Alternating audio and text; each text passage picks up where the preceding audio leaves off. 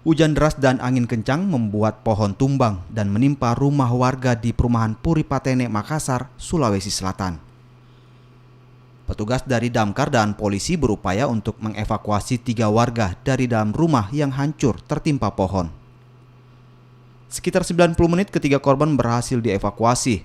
1 korban ditemukan meninggal dan 1 korban lainnya meninggal saat berada di rumah sakit. Sementara 1 korban selamat menjalani perawatan di rumah sakit.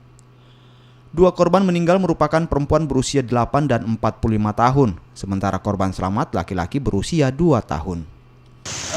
Hari ini telah terjadi kejadian pohon tumbang di perumahan Puri Patene, Permai, Lor B5. Pohon tumbang ini mengakibatkan 1 unit rumah tertimpa dan ada korban di dalamnya. Jadi ada 3 korban, kemudian 2 diantaranya meninggal dunia, satu orang masih bisa diselamatkan. Akibat angin kencang dan hujan deras yang melanda kota Makassar sejak beberapa pekan terakhir membuat 17 titik pohon tumbang di 10 kecamatan dan 169 bangunan yang terdampak. Dari tanggal 3 hingga tanggal 9 Januari nanti.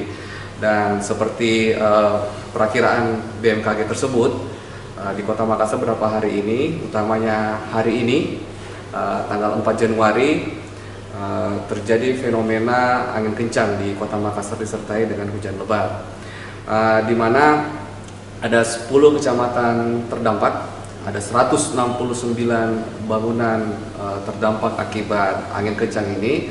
17 titik diantaranya diakibatkan oleh pohon tumbang dan warga terdampak sejumlah 305 jiwa dan 4 diantaranya menjadi korban akibat pohon tumbang. BMKG 4 Kota Makassar sebelumnya telah mengimbau agar waspada cuaca buruk yang akan terjadi sejak tanggal 3 hingga 9 Januari 2023.